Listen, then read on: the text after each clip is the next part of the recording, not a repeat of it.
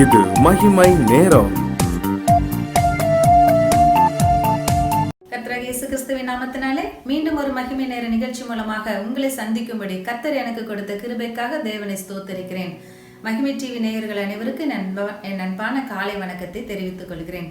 நாம் தொடர்ந்து மத்தேயு எழுதின சுவிசேஷத்தின் 13வது அதிகாரத்தில் உள்ள நம்முடைய கர்த்தராகிய இயேசு கிறிஸ்து சொன்ன 7 உவமைகளை வரிசையாக பார்த்து தியானித்துக் கொண்டிருக்கிறோம்.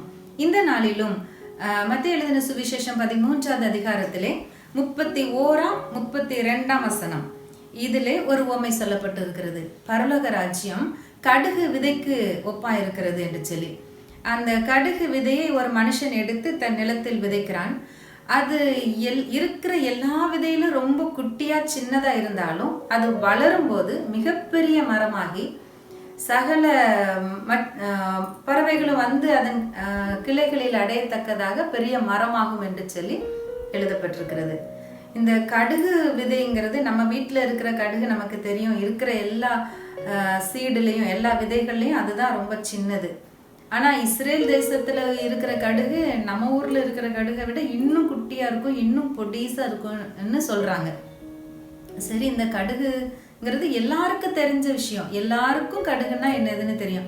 அது வந்து ரொம்ப பொதுவான ஒரு விஷயம். ஒரு கதை சொல்லுவோம் பார்த்தீங்களா? ஒரு துறவி இருந்தாராம். அந்த துறவி கிட்ட ஒரு அம்மா வந்து தன் பிள்ளைய செத்து கொண்டு இருக்கிற தன்னுடைய பிள்ளைய காப்பாற்றணும்னு வந்து கேட்டுச்சான். அப்போது அவர் சொன்னாராம், நீ போய் எல்லா வீட்டுக்கும் போய் எங்கேயுமே சாவே இல்லாத யாருமே செத்து இருக்காத ஒரு வீட்டில் போய் அவங்க வீட்டிலேருந்து கடுகு எடுத்துடுவான்னு சொன்னாராம். அப்போது அப்படி போய் பார்த்து தேடுனா இல்லை, எல்லார் வீட்லேயுமே சாவு வந்திருக்கு. அப்படின்னா அது வந்து பொது அது வந்து ஒன்றும் செய்ய முடியாது அப்படிங்கிறத சொல்கிறாரு. சாவும் எல்லாருக்கும் பொதுவானது, கடுகு விதையும் எல்லார் வீட்டிலையும் இருக்கக்கூடியது, யார் வீட்லையும் இல்லைன்னு சொல்ல முடியாத அளவுக்கு பொதுவானது. அப்போது இந்த உவமையை ஆண்டவர் சொல்கிறதோட நோக்கம் என்ன? எல்லாருக்கும் தெரிஞ்ச ஒரு விஷயம். ஆனால் அது கடுகு, நம்ம நினைப்போம் அந்த கடுகோட சைஸுக்காக தான், அதோடைய அளவுக்காக தான் இது சொல்லப்பட்டிருக்கிறது. இந்த அளவுக்கு சின்னதாக பொதுவாகவே இந்த வேதம் முழுசுல கடுகு விதை என்று சொல்லப்படுவது நம்முடைய விசுவாசத்தோடு ஒப்பிடப்பட்டு சொல்லப்பட்டிருக்கோம். கடுகு விதை அளவு விசுவாசம், கடுகு விதை விசுவாசம் அப்படின்னு சொல்லி நம்ம நினச்சிக்கிட்டோம் அதோட சைஸை வச்சு தான் அதை சொல்லியிருக்காங்க அப்படின்னு. ஆனால்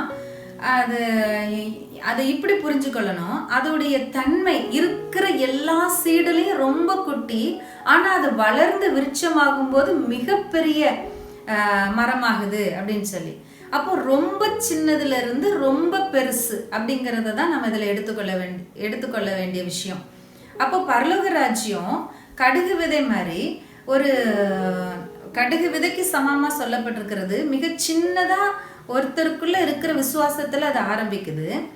அன்னைக்கு 120 பேருக்குள்ள வைக்கப்பட்ட அந்த விசுவாசம் தான் இன்னைக்கு சர்ச் அவ்வளோ பெருசா பரவி பெருகி விரிந்து காணப்படுது. அப்படின்னா சின்னதுல இருந்து பெருசுக்கு அப்படின்னு சொல்லலாம். ஒரு கடுகு விதையளவு விசுவாசம் இருந்தா மலையை பார்த்து இங்க இருந்து போயிருந்து நீ சமுத்திரத்துல தள்ளுண்டு போ அப்படின்னு சொன்னா அது நடக்கும். அப்படின்னா அது என்ன காட்டுது? ஒரு சின்ன விசுவாசம். இந்த மலையை பார்த்து பேசினா அது நடக்குங்கிற ஒரு விசுவாசம் அது அப்படியே செய்ய வச்சிருது. அதாவது ஒரு அம்மா ஜோம் பண்ணிட்டே இருந்தாங்களாம். தனக்கு வந்து இந்த மலை இருக்கிறது ரொம்ப இடைஞ்சலா இருக்குது, அதை சுத்தி சுத்தி நடக்க வேண்டியது இருக்கு, ஒரு இடத்துக்கு போறதுக்கு அதை சுத்தி போக வேண்டியது இருக்கு. ஆண்டவரே, இது இல்லாம போயிட்டா நலமா இருக்குமேன்னு திடீர்னு அரசாங்கத்துல இருந்து ஒரு ஆணை இடப்பட்டதான். அந்த ஒரு இடத்துல பாறை கற்கள் தேவைப்படுது. உடனே இந்த பாறையை வெட்டி, இந்த மலையை வெட்டி அப்புறம் பாறைகளாக உடைச்சு இதை அப்புறப்படுத்தி இதை கொண்டு வாங்க, இது தேவைன்னு சொல்லி உடனே அரசாங்கத்துல இருந்து வந்து அதை அப்புறப்படுத்தி எடுத்துட்டு போயிட்டாங்களாம். பாருங்களேன், அவங்க விசுவாசத்தின்படி நடந்துட்டு அப்படின்னு சொல்லி இந்த சம்பவத்துல நம்ம அறிகிறோம். அதாவது மலையை பார்த்து சமுத்திரத்துல போ அப்படின்னு சொன்னா நடக்க முடியாத ஒரு விஷயம், இம்பாசிபிள் அப்படின்னு சொல்றது நடந்துருது, பாசிபிள் ஆகிறது. அப்போ அதுக்கு பின்னாடி என்ன இருக்கு அப்படின்னா ஒரு விசுவாசம், கடுகு விதையில விசுவாசம். எப்படி கடுகு அப்படியே வளருதோ பெருசாகுதோ அதுல ஒரு growth இருக்குதோ, அத மாதிரி நமக்குள்ள வைக்கப்படுகிற ஒரு சின்ன விசுவாசத்துல நமக்குள்ள என்ன விசுவாசம் வைக்கப்பட்டிருக்கிறது? உலக இரட்சகர் இயேசு கிறிஸ்து எனக்குள்ள இருக்கிறாருங்கிறது தான் இந்த உலகத்துல மிகப்பெரிய விசுவாசம், அசைக்க முடியாத விசுவாசம். அவர் எனக்குள்ள இருக்கிறாருங்கிற விசுவாசம் அப்படியே கொஞ்சம் கொஞ்சமா வளர்ந்து வளர்ந்து கடுகு விதையை போல அது பெருசாகி மலைகளை பெயர்த்து போடத்தக்கதான மாற்றங்களை கொண்டு வருகிறதா இருக்குது. எதெல்லாம் நீங்க இம்பாசிபிள்னு நினைச்சிட்டு இருக்கிறீங்களோ அதெல்லாம் கர்த்தர் இந்த விசுவாசத்தை கொண்டு பாசிபிளாக மாற்றி விடுகிறார். இன்னொரு இடத்துல சொல்லப்பட்டிருக்கும் கடுகளவு விசுவாசம் உங்களுக்குள்ள இருந்தா இந்த மரத்தை பார்த்து நீ வேரோடு பிடுங்கப்பட்டு சமுத்திரத்துல போய் நடப்படுவாயாக அப்படின்னு நீங்க சொன்னா அது நடக்கும் அப்படின்ட்டு. அது எப்படி? வேரோட பிடுங்கப்பட்டு போகிறது பரவாயில்ல, அது சமுத்திரத்துக்குள்ள போய் நடப்பட்டா அது எப்படி சமுத்திரத்துக்குள்ள நடப்படணும்? அது அது சமுத்திரம்ல அடிச்சிட்டுலாம் போயிடும். இது எப்படி நடக்க முடியும்?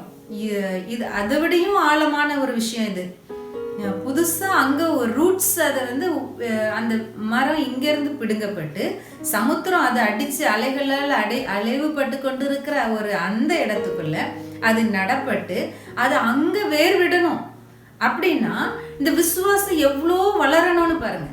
அந்த கடுகு விதை எப்படி வளர்ந்து பெரிய விருட்சமா மாறுதோ அது மாதிரி நமக்குள்ள போடப்பட்டிருக்கிற விசுவாசம் இங்கிருந்து பிடுங்கப்பட்டு இருக்கிற மரம் சமுத்திரத்துக்குள்ள கொண்டு போகப்பட்டு அங்க ரூட்டு வரணும், அங்க வேறு பற்றி அது நிக்கணும். அப்படிங்கிற அளவுக்கு நம்ம விசுவாசம் வளருகிறதா இருக்கணும் அப்படிங்கறத அந்த வசனத்துல இருந்து நம்ம பார்க்க முடியும். இதுதான் பரலோக ராஜ்யம் கடுகு விதைக்கு ஒப்பாக சொல்லப்பட்டிருக்கிறது. சின்னதுல இருந்து அது பெருசா வளருது. சின்ன விசுவாசம் பெருசா பெரிய காரியங்களை சாதிக்கத்தக்கதாக நமக்குள்ளே வளருகிறது. அது கடுகுல அந்த வளர்ச்சியை நீங்க கொஞ்சம் யோசித்து பாருங்களேன். அது ஒவ்வொரு நாளும் அப்படியே டிரான்ஸ்ஃபார்ம் ஆகும். சின்னதா முளை விட்டு சின்னதா அப்படியே சின்னதா அந்த துளிர் விட்டு அப்படியே வளர்ந்து செடியாகி அது பருத்து அது அப்படியே பெருசாகி அது இன்னும் நல்லா ஸ்ட்ராங் ஆகி அது மேல பறவைகள்லாம் உட்கார்ந்தா தாங்குற அளவுக்கு அது பலன் கொடுக்கிறதா, பிரயோஜனம் உள்ளதா அப்படியே உருமாற்றம் அடையுது பாருங்களேன்.